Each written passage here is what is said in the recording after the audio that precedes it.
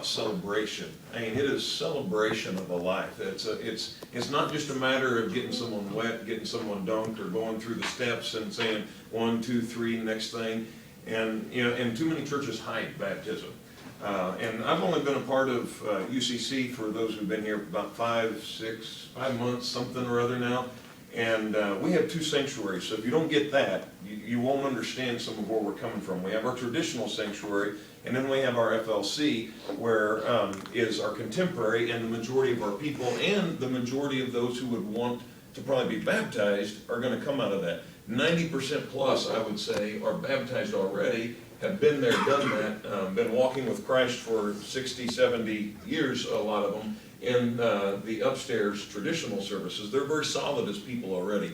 Our downstairs crowd, some of them haven't been in church in years when they show up, and many of them have very little to no church background. And so that's been our main crowd to aim towards, saying we want to present Christ to them. So we kind of had a problem when I got here. Our baptistry is upstairs in the traditional sanctuary. So if someone said, hey, I'd like to be baptized, we'd take them upstairs, we'd baptize them, and nobody ever saw the celebration. Nobody got to join in. There's a silent witness that happens through baptism that encourages others to be baptized. It's just, that's kind of the way things work. It's like when you see a couple, if you've never seen somebody in love, you're not as apt to think about, what it'd be like to be in a relationship. But when all of a sudden your best friend's getting married and they're all in love and you're, oh, and then it makes you go, huh.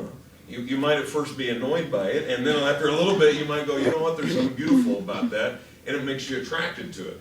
Baptism and our relationship with God is that similar celebration of marriage to God, and so it needs to be shown where people can see it, because then others respond. Best way to get people baptized is for them to see people being baptized, is basically where I'm coming.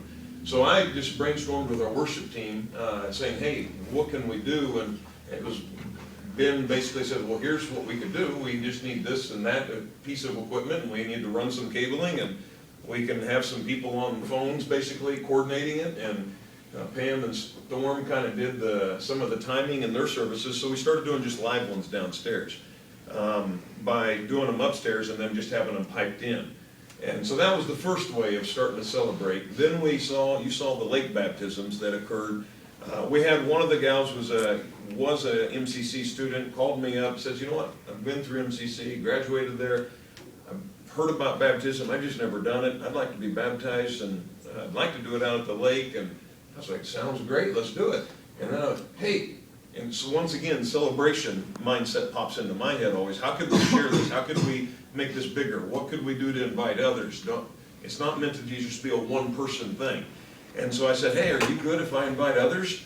And so she's like, sure. And so then it was, I don't know, middle of the week, and I was like, hey guys, I'm doing a baptism on Sunday. How about we invite the whole church to do this as well, and let's get the elders involved, and so they're like, oh! And so we jumped on the planning. I like ideas. They make it happen, and bless their hearts. And so I really appreciate it. And so they helped announce it, get the word out. My elders said, hey, could we do communion? I don't remember where that idea came from, and one of them brought it. I think both of them actually brought cameras and were recording it, and so we ended up having 10, something like that or more. I think it was 12, yeah. 12 baptisms, I think, that day. As a result of one baptism, just because we said, hey, if you want to meet us here, and then like 30 people came along just to celebrate and to support and encourage. So that kind of then continued, so we kept recording them, and because we were recording each one. So these were ones that happened in the first couple of months that you saw here, other than this one, as a family. And I asked the guys, hey, would you put together a video so now the congregation can celebrate for those who missed?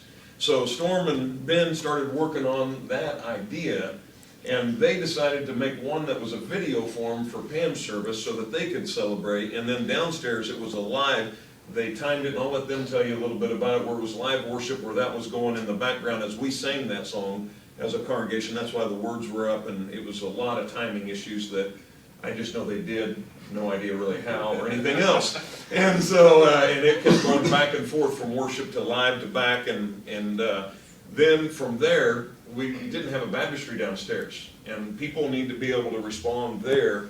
So we just went and got a horse tank and out at the farm store here in town, and it was so cool because I went into the store and just said, hey, I'd like to borrow, because I don't really want to spend $300 on a one-time use for this horse tank. And the guy said, absolutely. In fact, I was baptized in one. I'm like, oh, and he pointed out the other, a different size. And so they loaned us one. We ended up buying it anyway because we decided we want to do it again. But we put that up front. And so we showed this video, which was the lead into my sermon. I preached on basically Acts chapter 2 and on the Holy Spirit, and went from actually John the Baptist talking about his baptism, or baptizing Jesus, and that one's coming, and then Peter's message as well. And then just kind of related in from the Holy Spirit, the role of baptism. And from that, there, I just stepped down into the water. You got to take away excuses. And so I have changes of clothes with me, and I knew people wouldn't be prepared. We told them the week ahead of time, but baptisms, as you read in the Bible, are more often a decision that is made by God grabbing the heart, with the Holy Spirit moving somewhere where we don't understand.